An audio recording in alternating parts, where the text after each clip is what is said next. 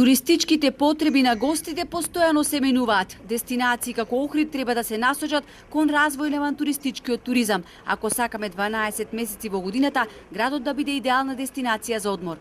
Туристичките водичи кои се здружија со цел да вршат промоција и презентација на Охрид и Македонија како место за одвивање на активен туризам, велат основен предуслов за развој на овој вид туризам е безбедноста. Бидејќи досега туристите немаше каде да се информираат, нити каде да се обратат, неретко сами тргнувале на планина, доведувајќи го својот живот во опасност. И многу често се среќавам на терен да налетам на група туристи кои што едноставно залутале, се движат на дневна светлина, ги користат оние локални патишта за да стигнат до одредена дестинација, меѓутоа нашата инфраструктура во националниот парк е загрижувачка. Македонија поседува голем потенцијал и има што да понуди во делот на активниот туризам, кој моментално е еден од водечките трендови во светски рамки.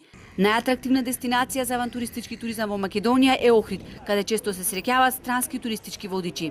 Ние се соочуваме со проблем да доаѓаат странски водичи кои што ја зема нашата работа, и друг проблем е тоа што има многу нелојална конкуренција. Значи, постојат водичи кои што ги рушат тарифите, ја рушат она општо прифатена тарифа, ја намалуваат цената со тоа што добиваат поголем ангажман, не нудат ништо квалитетно. На стандардите и процедурите туристичките водичи ќе работат заедно, изготвувајќи пакет програми за туристите кои нудат 11 категории адреналински спортови, како летање со параглайдер, возење со велосипед по планински патеки, а се поатрактивни се авантурите со теренски џип по планина. Цените се движат од 30 до 120 евра.